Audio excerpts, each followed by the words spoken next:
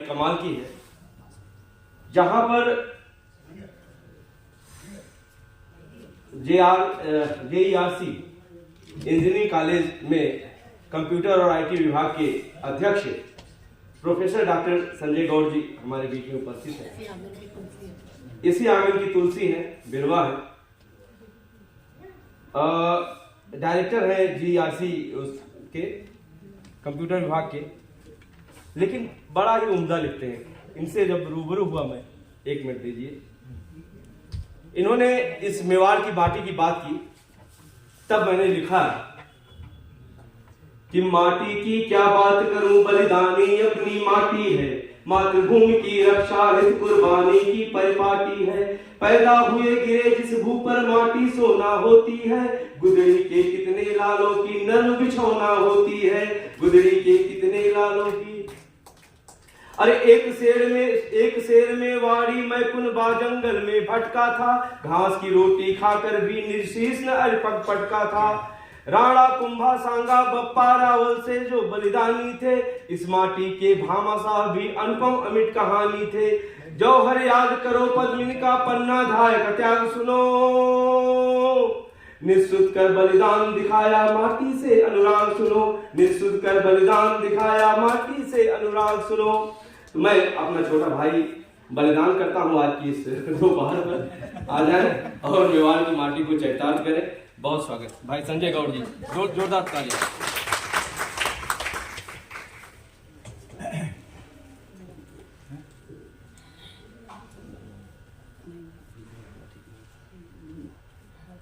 परम आदरणीय आज का दिवस,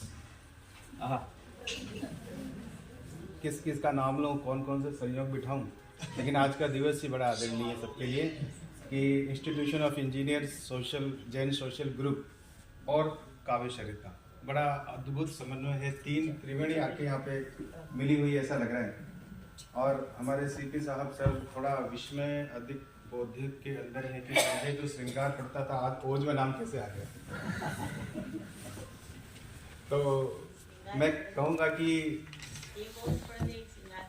आपका बिल्कुल आदेश बिल्कुल सिर आंखों पे रहेगा। पर मैं कल श्रृंगार पढ़ने जा रहा था, लेकिन वाकया ऐसा हुआ कि जब मैंने देखा कि आज कल देश का इतना प्रबुद्ध मंच मेरे साथ था, जिसमें एक से बढ़कर एक थे सभी, तो मेरी एक कविता थी जिसकी मैं समीक्षा चाहता था कि नहीं, इस कविता पे कटाक्ष आए, समीक्षा है, वो मैं रखना चाहता था। इसलिए मैंने कल ओज को पढ़ना शुरू किया था, ओज को पढ़ा, और ये मेरा सौभाग्य रहा कि ओज मुझे यहाँ पढ़ने को मिला। मैं आप सभी के सामने इस मंच पे अपनी बात रखना चाहता हूँ। पीछे कई वरिष्ठ बैठे हैं, हम सब मेवाड़ की भूमि के हैं, मेवाड़ के बारे में बात रखना चाहूँगा। कविता शुरू करने से पहले थोड़ी सी भूमिका में जरूर समय लूँगा, क्योंकि अक्सर हमने देखा, और सभी का ध्यान आकृष्ट करना चाहूँगा। अगर प्रेम से दो तो ठीक है, नहीं तो आज जबरदस्ती से खींचूंगा आपका ध्यान, क्योंकि मैं चाहता हूँ और हमें इस पर ध्यान देना पड़ेगा। पिछले इतिहासकारों ने कुछ ऐसा लिखा है कि हमारे तथ्यों को तोड़ मरोड़ कर रख दिया। हल्दी घाटी जैसे प्रमुख युद्ध को बता दिया कि महाराणा प्रताप की हार हुई।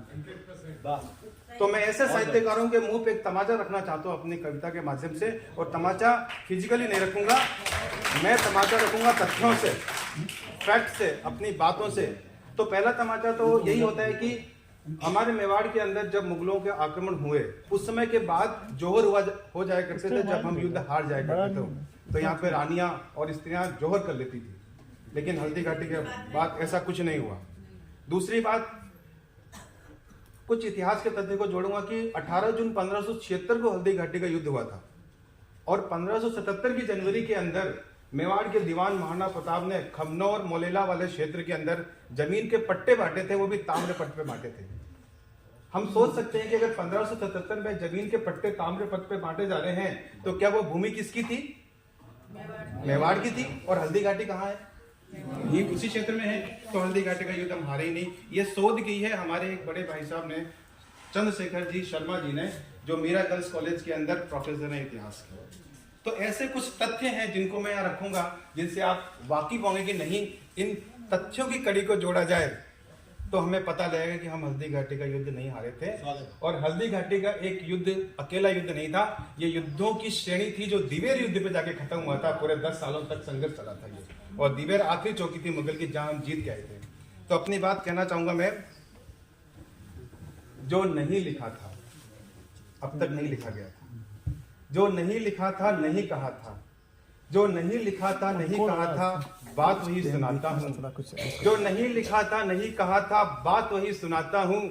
मैं लाल मेवाड़ी माटी का वीरों की गाथा गाता हूँ। मैं लाल मेवाड़ी माटी का वीरों की गाथा गाता हूँ। जो नहीं लिखा था नहीं कहा था, बात वही सुनाता हूँ। मैं लाल मेवाड़ी माटी का वीरों की गाथा गाता हूँ। अरे श्वेत धवल कागज पे, अरे श्वेत धवल कागज पे इतिहास को काला लिख डाला। जीती बाजीती हल्दी घाटी बेशर्मों ने देश को नंगा लिख डाला। क्या बात। अरे श्वेत धवल कागज पे इतिहास को काला लिख डाला। जीती बाजी थी हल्दी घाटी बेशर्मों ने देश को नंगा लिख डाला। उन्हीं बेशर्मों के चेहरों से आज नकाब हटाता हूँ। मैं लाल मेवाड़ी माटी का वीरों की गाथा गाता हूँ। मैं लाल मेवाड़ी माटी का वीरों की गाथा गाता हूँ। बहुत बढ़िया। अब तथ्यों को देखेगा कि नहीं जली जौहर की ज्वाला, अरे नहीं जली जौहर की ज्वाला, घाटी में ही डेरा डाला। खुले सीसा गर्जे राणा, नहीं झुका केसरिया बाना। फिर कैसे तुमने वीरों का मस्तक नीचे लिख डाला। आंखों पे बांधी पट्टी को शब्दों से अपने हटाता हूँ। मैं लाल मेवाड़ी माटी का वीरों की गाथा गाता हूँ। मैं लाल मेवाड़ी माटी का वीरों की गाथा गाता हूँ। बहुत बढ़िया। अब देखिए स्थिति कैसी थी कि अकबर महानता के सामने नहीं आता था, भय से कांपता था। और क्या भय रहता था? अरे भूल गए राणा का वार, अरे भूल गए राणा का वार, अश्व सहित बहलोल को जब चीरा था। भूल गए राणा का वार, अश्व सहित बहलोल को जब चीरा था। हाहाकार मचा मुगली सेना में, राह न कोई सूझा था। अरे मुट्ठी भर वीरों ने अभिमानी का चीर हरण कर डाला। उन्हीं वीरों के चरणों का अभिनंदन वंदन गाता हूँ। मैं लाल मेवाड़ी माटी का वीरों की गाथा गाता हूँ। मैं लाल मेवाड़ी माटी का वीरों की गाथा गाता हूँ। और किस तरीके से हमारे युद्ध में सहयोगी रहे, कैसा रहा। देखिए कि 3 टांग पे चेतक दौड़ा। एक टांग कटने के बावजूद भी वो पशु इतना स्वाभिमानी देशभक्त कि 3 टांग पर चेतक दौड़ा। शक्ति ने मुगलों को छोड़ा, तोमर सूर की जय पताका भीलू के तीरों ने भेदा। रखा बचाए ताज मेवाड़ी, झाला ने खूं अपना बहा डाला। उसी खूं से चंदन माटी का माथे पे तिलक लगाता हूँ। मैं लाल मेवाड़ी माटी का वीरों की गाथा गाता हूँ। मैं लाल मेवाड़ी माटी का वीरों की गाथा गाता हूँ। और अब मैं भाई साहब शर्मा जी को यहाँ पे उनको याद करना चाहूंगा कि चंद्रशेखर के साक्ष्यों ने दूध का डाला। मेवाड़ी जनता को राणा ने ताम्र पट पे हक दे डाला। चंद्रशेखर के साक्ष्यों ने दूध का डाला। मेवाड़ी जनता को राणा ने ताम्र पट पे हक दे डाला। भामा की दरिया दिली ने स्वाभिमान का बिगुल बजा डाला। आजाद रही मेवाड़ धरा, शब्दों से ये बतलाता हूँ। मैं लाल मेवाड़ी माटी का वीरों की गाथा गाता हूँ।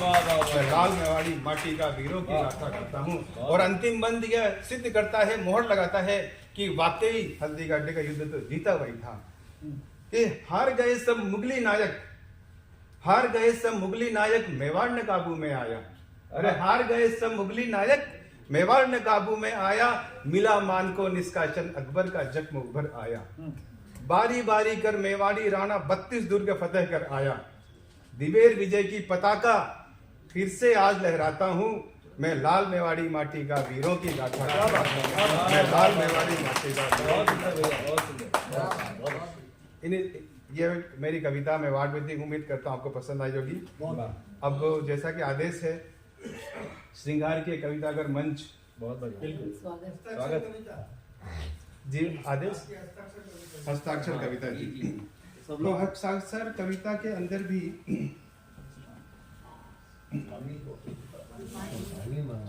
है, उसका परिपालन करते हुए आगे बढ़े। स्वागत जी। बिल्कुल, मुझे से आदेश जरूर आएगा, तो मैं उसके लिए विनम्र प्रार्थना आपसे करूंगा। आप सभी यहाँ पे जो बैठे हैं दंपति हैं, जैसा कि मैंने सर के मुख से सुना कि यहाँ पे दंपति बैठे हुए हैं। दंपति में दम जरूर दिखाई देता। जोरदार बजा दीजिए इधर, कैसे पता चलेगा। वो खींचतान बड़ी होती है तो उनके नहीं होता, तीसरे के कारण होता है। पति पत्नी में कभी तनाव नहीं होता साहब, कभी लड़ाई नहीं होती, कभी झगड़े नहीं होते। ये लड़ाई झगड़ा हमेशा तीसरे कारण होता है। आजकल घरों में तीसरा है ही नहीं, सब दो ही है। तीसरा मतलब ये है कि आपके रिश्तेदार, चाची, बुआ, कोई और थर्ड पर्सन हो जाता है। तो कहने की बात है कि तनाव कभी दो जने आपस में नहीं होता है, लेकिन कभी ऐसा हो भी जाए तो अपने पार्टनर को मनाइए, उसको समझाइए और उसको समझाइए कि नहीं, आप मेरे लिए हो, मैं आपके लिए हूँ। तो तनाव को मिटाने के लिए मैं अपनी कविता श्रृंगार में रखना चाहता हूँ। समझाने की जरूरत नहीं है, माफी मांग समझ में नहीं आने की कविता रखना चाहूंगा।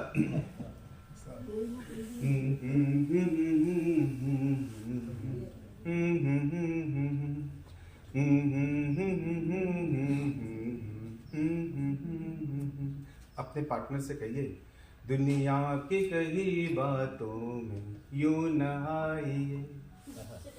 अपने पार्टनर से कहिए, बड़े प्यार से कहिए, दुनिया की कही बातों में यूं न आइए, दुनिया की कही बातों में यूं न आइए, रखिए भरोसा खुद पे ना मुझको सताइए, दुनिया की कही बातों में यूं न आइए, रखिए भरोसा खुद पे ना मुझको सताइए, ना शक करो मोहब्बत पे, न हमसे हो खफा,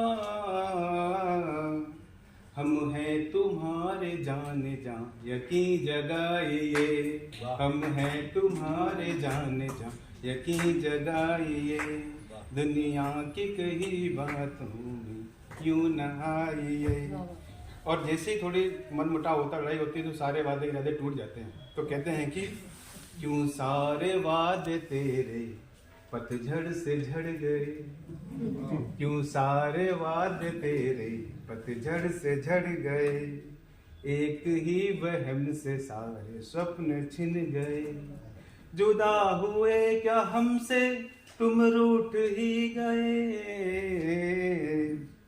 करीब हैं तुम्हारे अब लौट आइए, करीब हैं तुम्हारे अब लौट आइए।